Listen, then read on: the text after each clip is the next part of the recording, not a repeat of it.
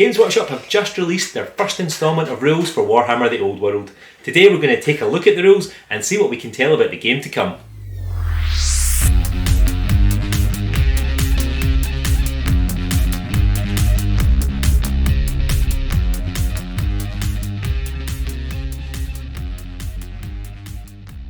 The Warhammer The Old World official site has been live for a little while now, and it also now has the article for the first rules release for Warhammer The Old World.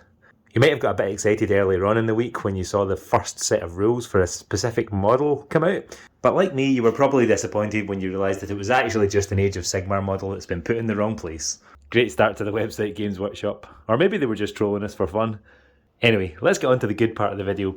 The new game's going to be split into 4 phases. The first phase is going to be called the strategy phase. That's what this news update focuses on. The phases are going to be the strategy phase, movement, shooting, and combat. And essentially, instead of having a magic phase, anything that fits into those phases is going to be within those phases. So if you've got a spell that moves troops around, it's going to be cast in the movement phase. A magic missile will be cast in the shooting phase.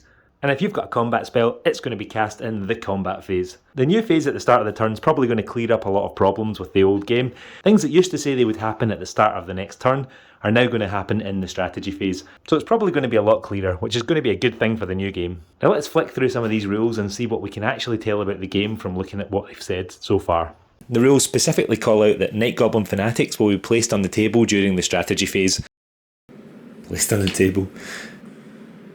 So let's look at Night Goblin Fanatics as a specific example. The Night Goblins are placed on the table during the strategy phase, so from that point on everybody knows exactly where they are. And if we skip to the movement phase, you can see that declare chargers and move chargers happens before compulsory movement.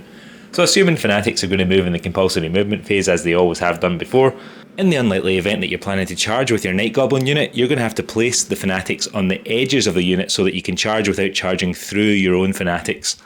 And you'll have declared and made the charge before you understand whether or not the Fanatics are going to make contact with the enemy. This probably makes Fanatics a bit more risky to use, so let's hope the Fanatics are actually good. The next thing we can tell is from this enchanted item. It refers to Flying X, which is probably going to be a keyword, so we can be pretty sure that the new game is going to use keywords, and that probably doesn't come as much of a surprise to anyone. Now, I'm going to cut this one short because it's getting late and I've got a cold. The last thing I want to talk about is psychology. It looks like it's going to be far more brutal than previous editions. If you're down to less than 25% of your original unit strength, you're basically going to rally on a double 1, which means you're almost certainly off the board. So it might not even be worthwhile pursuing a fleeing 25% or less unit. You're also going to get -1 to leadership when rallying if you've got less than 50% of your original starting unit strength. Again, that's something that's going to mean a lot more units running off the table.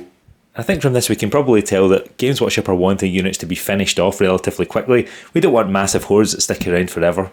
Anyway, thanks for watching, like and subscribe, and I'll catch you in the next one.